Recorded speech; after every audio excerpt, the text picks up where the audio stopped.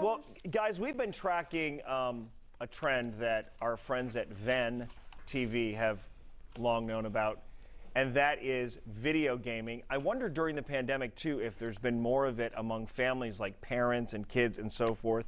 Emma Fyffe is joining us. She's the host of Venn's The Download, and she's back with another pair of cool glasses. I love it. Yes. Yeah, I have How many pairs? 3 pairs of glasses right now, I think. Yeah, but How many? I'm considering 3. Just 3. Okay. And how 3, many yeah. are virtual reality glasses? Actually, they're all 100% actual reality glasses because I do need them to see. Dang it. So you're just seeing us. I thought maybe you were seeing us in our superhero costumes or something. But anyway, good to see you. It's just us.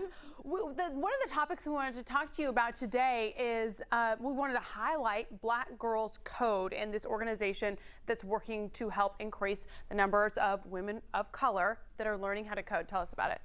Yeah, that's right. So they're a great organization, Black Girls Code. And again, their goal is to increase the number of women of color in STEM fields. So they train girls ages 7 to 17, and their goal is to train 1 million girls by 2040. So there's a good chance that down the line, the newest, biggest video games will come directly from some of these young women and girls with the skills that they've learned from this program.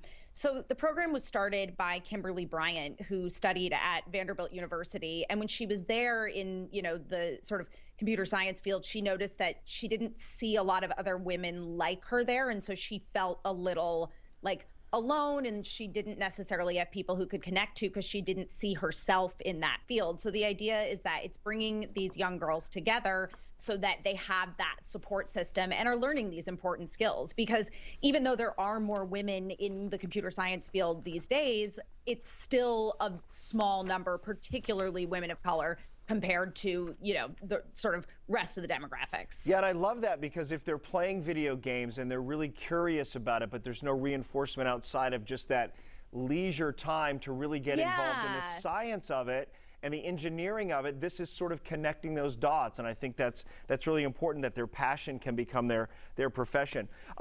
When it comes to trends, I'm starting to think the Mutant Ninja Turtles are sort of like, they've become cross-generational. I mean, I grew up with them. It's sort of like the Looney Tunes of this era, right, in terms of how they're able to reinvent. What are we seeing on the horizon?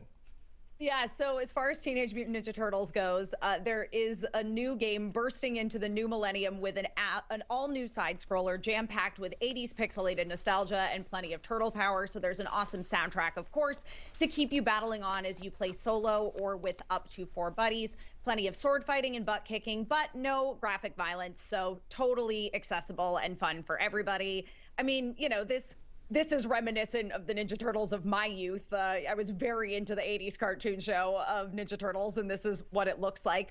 It also feels very reminiscent to me of Turtles in Time, which was a really fun, 4-player side-scroller game. So I'm pretty stoked about this. Do I see April O'Neil in the mix? Oh, yes, you sure do. Oh my gosh, Emma, did you and I both want to be her when we grew up? Oh, 100%, 100%. I'm rocking a black jumpsuit today, but I gotta get a yellow jumpsuit like April. You and me both. Thank you, Emma. So great to see you. You guys, she is the host of Venn's The Download. Thank you so much, Emma. That was fun.